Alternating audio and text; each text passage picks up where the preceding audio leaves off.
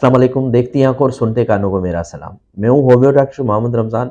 आज हम बात करेंगे मुतवाज़न ग़िज़ा के बारे में कि फ़ास्टिंग के दौरान रोज़े की हालत में हम कौन सी ग़िज़ाओं का इस्तेमाल करें, कौन सी ग़िज़ाओं से परहेज़ करें और ऐसी कौन सी ग़िज़ाएँ हैं जिनके खाने से हमारी सेहत बिगड़ जाती है, या ऐसी कौन सी ग़िज़ाएँ हैं जो हमें रोज़े की हालत में डिहाइड्रेशन का शिकार करती हैं। रोज़ा एक खूबसूरत इबादत है, लेकिन सेहतमंद रहना भी ज़रूरी है। कुछ लोग रोज़े के दौरान पेट दर्द की, थकावट, सुस्ती और बदहज़मी का शिकार हो जाते हैं। उसकी सबसे बड़ी वजह जो होती है वो खुराक का इंतख़ाब होता है, क्योंकि हमें पता नहीं होता कि हम कौन-सी ग़िज़ा खा रहे हैं और किन चीज़ों की वजह से हमें ये मसाइल दरपेश आ रहे हैं। तो आज हम इन चीज़ों के बारे में डिस्कस करेंगे कि रोज़े के दौरान, फास्टिंग के दौरान कौन सी चीज़ें हमारे लिए बेहतर हैं और कौन सी चीज़ों से हमें परहेज़ करनी चाहिए। सबसे पहले बात करेंगे कि हमें सहरी में क्या खाना चाहिए।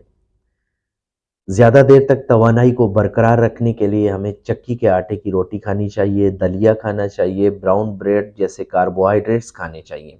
इसके अलावा अगर आप सहरी में प्रोटीन लेना चाह रहे हैं तो अंडा, दूध, दही और दालें बेहतरीन हैं। उसके साथ-साथ अगर आप हेल्दी फ़ैट का इस्तेमाल करना चाहते हैं तो उसके लिए बादाम, अखरोट और ज़ैतून का तेल बेहतरीन है। जितना हो सके पानी का ज़्यादा से ज़्यादा इस्तेमाल करें, चाय और कॉफ़ी को कम से कम करें, क्योंकि यह आपके जिस्म को डिहाइड्रेट कर सकते हैं।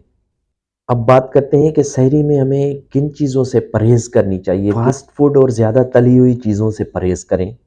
ज़्यादा नमकीन और मिर्च मसाले वाली चीज़ों से परहेज़ करें। सहरी के बाद हम बात करेंगे इफ़्तार के बारे में कि हमें इफ़्तार में क्या खाना चाहिए। इफ़्तार में आप खजूर और सादा पानी से रोज़ा खोलें, क्योंकि ये जल्द तवानाई को बहाल करते हैं। इसके अलावा फल फ्रूट, दही, चना चाट और हल्की ग़िज़ाओं का इस्तेमाल करें। यह आपकी सेहत के लिए बेहतर है कि आप बहुत ज़्यादा चटपटे और मसालेदार खानों की बजाय ग्रिल्ड चिकन, सब्ज़ियाँ और सूप लें। और इफ़्तार के दौरान मशरूबात में फ्रेश जूस और सादा पानी बेहतरीन है। अब बात करते हैं कि हमें इफ़्तार के दौरान किन चीज़ों से परहेज़ करनी चाहिए। कोल्ड ड्रिंक्स और ज़्यादा शक्कर वाले मशरूबात से परहेज़ करनी चाहिए। इसके अलावा चिकनाई में तली हुई चीज़ें जैसे समोसे, पकोड़े, बहुत ज़्यादा मसालेदार चीज़ें, फ़ास्ट फ़ूड, इनसे परहेज़ करनी चाहिए। कभी-कभार थोड़ी मिक़दार में इस्तेमाल कर सकते हैं। रोज़े में अगर आप सेहतमंद रहना चाहते हैं तो कोशिश करें इफ़्तारी और सहरी के दरमियान पानी का ज़्यादा से ज़्यादा इस्तेमाल करें, ताकि आपके अंदर डिहाइड्रेशन ना हो, पानी की कमी ना हो। हल्की-फुल्की वर्जिश करनी चाहिए, ज़्यादा देर तक बैठे रहने से इज्तनाब करें। इसके अलावा नींद पूरी करें ताकि जिस्मानी थकावट ना हो। खाने में तवाज़ुन रखें, बहुत ज़्यादा ना खाएँ ताकि आपके मैदे पे बोझ ना बढ़े।